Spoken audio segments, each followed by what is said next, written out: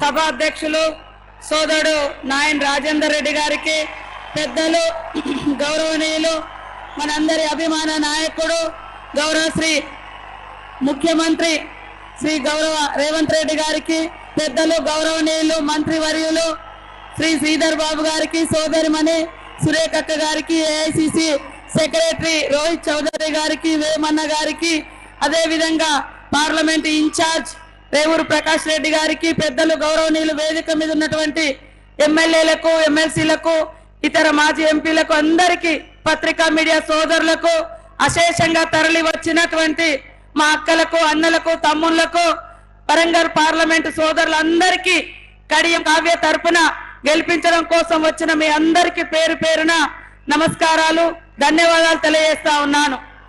ఈరోజు దేశంలో కాంగ్రెస్ రాబోతుంది. అదే భయం పట్టుకున్నటువంటి మోడీ మొన్నటి దాకా మోడీ గ్యారంటీ అని జబ్బలెగరే చెప్పినటువంటి మోడీ మళ్ళా నిన్నేమంటాడు, మోడీకా గ్యారంటీ అంటాడు. మోడీకా గ్యారంటీ అని వాళ్ళొక మరి ఏదో సంకల్ప పత్రాన్ని కొన్ని గ్యారంటీలు తీసుకొచ్చారు. ఆ సంకల్ప పత్రాలు కూడా ఎవరు నమ్మే పరిస్థితి లేదు. కాంగ్రెస్ అంటేనే గ్యారంటీ, కాంగ్రెస్ మాట ఏదైతే చెప్తారో అది తప్పక చేసి తీరుతున్నటువంటి నమ్మకం ప్రజలలో ఉంది. కాబట్టి ఇప్పటికే జరిగినటువంటి పార్లమెంట్ ఎన్నికలలో కాంగ్రెస్ కు మొగ్గు ఉంది, గెలవడానికి 100% ఉందని తెలిసి ఒక దిక్కు పాకిస్తాన్ అంటాడు, లేకుంటే ముస్లిం హిందూ అంటాడు. అది లాస్ట్ కి ఇప్పుడు ఏమంటాడు, కాంగ్రెస్ వస్తే ఆడోళ్ళ మీద పుస్తలు గుంజుకపోతారు అంటారు. అయ్యా నీ పాలనలో బంగారం కొందామంటే ధర పెరిగింది, నీ పాలనలో బట్టలు కొనుక్కుందామంటే జిఎస్టీ వేసినావు, పాల ప్యాకెట్ కొనుక్కుందామంటే జిఎస్టీ వేసినావు, సచ్చిన శవాన్ని శ్మశానంలోకి తీసుకువెళ్దామంటే జిఎస్టీలు వేసినావు. పుడితే పన్ను, చస్తే పన్ను, పిల్లగాడు తాగే పాల మీద పన్ను, కట్టుకునే బట్ట మీద పన్ను, అన్నిటి మీద పన్ను లేసి దోసి ఈ రాష్ట్రంలో ప్రజలను పేద బీద సాదాని తేడా లేకుండా పన్ను లేసి దోచుకొని నీ దోస్తులకు దోచిపెట్టిన చరిత్ర నీది, మాది కాదు. పేదోళ్ళు బతకడం కోసం, పేదింటి బిడ్డలకు ఉపాధి కల్పించడం కోసం 100 రోజుల పని చట్టాన్ని తెచ్చింది. ఈ దేశంలో లక్షలాది ఎకరాల భూములు పంచి ఆత్మ గౌరవాన్ని ఇచ్చింది కాంగ్రెస్. ఆత్మ గౌరవంతో బతకడం కోసం ఇల్లు కట్టించింది కాంగ్రెస్. ఇక్కడటువంటి మా సోదరులందరిని అడుగుతున్నా, ఒక్కటన్నా మీ ఊర్లో బీజేపీ ఇల్లు కట్టించిందా? రేపటి నుంచి చూడండి. కట్టించిందా? ఈ బీజేపీ వచ్చిన తర్వాత పేదవాళ్ళు కనీసం వంట చేసుకున్న మా అక్కలు 500 కాంగ్రెస్ ఇచ్చింది అన్నాడు కేంద్రంలో గ్యాస్ సిలిండర్. ఈ బీజేపీ వచ్చినాక 1200 పెంచింది. ఇది నీ దోపిడీ. ఈ రోజు మరి 2 కోట్ల ఉద్యోగాలు ఇస్తా అన్నావు, కనీసం ఉద్యోగాలు ఇవ్వడం దేవుడు ఎరుగు.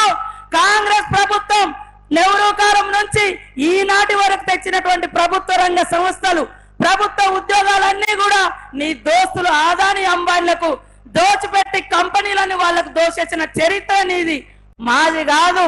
కాబట్టి ఇక్కడ దోపిడీ దొంగలు అంటే బీజేపీ ప్రభుత్వం. ఇప్పటిదాకా దోచుకునే సరిపోదని ఇంకా దోచుకోవడం కోసం 3వసారి కావాలని అడుగుతున్నారు. కాబట్టి ఇక్కడటువంటి సోదరులు ఒక్కటే అడగండి, మీ ఊర్లో సెంట్రల్ గవర్నమెంట్ నుంచి ఉద్యోగాలు ఎంతమందికి వచ్చినాయి, ఉపాధి ఎంతమందికి వచ్చింది? లాస్ట్ కు కాంగ్రెస్ ఇచ్చినటువంటి 100 రోజుల పనిని కూడా ఇవాళ 42 రోజులకు తగ్గించి కనీసం కూలి కూడా పడకుండా చేసినావు. రేపు కాంగ్రెస్ కేంద్రంలో వస్తుంది, ఖచ్చితంగా 100 రోజుల కూలీలకు 400 పెంచుతా అని రాహుల్ గాంధీ గారు మాట ఇచ్చారు. ఇప్పటికే రాష్ట్రంలో ఇచ్చినటువంటి 6 గ్యారంటీలలో మహిళలకు మరి ఇవాళ గ్యాస్ కనెక్షన్ 500కే ఇచ్చి కుటుంబ భారాన్ని తగ్గించినటువంటి ఘనత, 200 యూనిట్ల కరెంటు ఫ్రీగా ఇచ్చినటువంటి ఘనత, ఇవన్నీ కూడా చేస్తుంటే సహించలేక, తట్టుకోలేక కులాల పంచాయతీ, మతాల పంచాయతీ, లాస్ట్ కు మరి కాంగ్రెస్ మీద ఇష్టానుసారంగా మాట్లాడుతున్నటువంటి ఈ మోడీ ఇవాళ చస్తే కూడా పన్నేసేటువంటి దరిద్రులు ఇక్కడ ఎవరు లేరు. పిల్లగారు రాసుకునే పెన్సిల్ గీకే చాక్మార్ మీద కూడా ట్యాక్స్ కట్టినటువంటి చరిత్ర నీది. కానీ కాంగ్రెస్ ఎప్పుడు కూడా పేదల పక్షాన ఉంది, పేదలకు రుణమాఫీ చేసింది, రైతన్నలకు రుణమాఫీ చేసింది, పేదలను ఆదుకున్న తప్ప ఇంకొకటి కాదు. కాబట్టి ఇక్కడ వచ్చినటువంటి సోదరులందరూ కూడా కడియం కావ్య ఒక విద్యావంతురాలు, మరి ఒక రాజకీయ కుటుంబం. ప్రజల కోసం గత 5 సంవత్సరాలుగా అనేక సంక్షేమ కార్యక్రమాల్లో స్వచ్ఛంద సేవా సంస్థల ద్వారా చేసి ప్రజలంటే ఏంటో అవగాహన ఉన్న వ్యక్తి కాబట్టి మన సీఎం గారు, మన పార్టీ ఆమెకు టికెట్ ఇవ్వడం జరిగింది. ప్రతి ఒక్కరూ రేపు రాబోయే కాలంలో ఈ రాజ్యాంగం బతకాలి, మేము భారతీయులమని ఆత్మగౌరవంతో ప్రపంచానికి చాటి చెప్పుకోవాలంటే భారత రాజ్యాంగం, అంబేద్కర్ గారు రాసినటువంటి రాజ్యాంగం ఉండాలి. ఆ రాజ్యాంగం ప్రపంచానికి ఆదర్శం. దాన్ని మార్చడం కోసం ఇవాళ 400 సీట్లని మోడీ అడుగుతున్నాడు. కాబట్టి ప్రతి ఒక్కరూ అంకిత భావంతో పనిచేసి కాంగ్రెస్ పార్టీని గెలిపిద్దాం. 34 సంవత్సరాల క్రితం రాజీవ్ గాంధీ గారు ప్రధానమంత్రిగా ఉండి చనిపోయిండు. అప్పటి నుంచి ఇప్పటికీ 3 సార్లు ఈ దేశంలో కాంగ్రెస్ పార్టీ అధికారంలోకి వచ్చింది. కానీ గాంధీ కుటుంబం నుంచి ఎవరు కాలేదు. ఇక్కడ ప్రతి ఒక్కరికి చేతులెత్తి నమస్కరిస్తున్నా.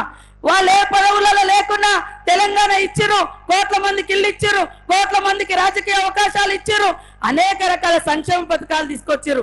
ఇప్పుడు నెహ్రూ సిద్ధాంతం, గాంధీ సిద్ధాంతం, ఇందిరమ్మ పాలన కావాలంటే ఖచ్చితంగా ప్రజాస్వామ్య నాయకుడు, పోరాట యోధుడు మన రాహుల్ గాంధీ గారిని ప్రధానమంత్రి చేసుకోవాలంటే ఇక్కడ నిలబడ్డది కడియం కావ్య కాదు, రాహుల్ గాంధీ అనుకోవాలి. ఇక్కడ రేవంత్ రెడ్డి నిలబడ్డది అనుకోవాలి.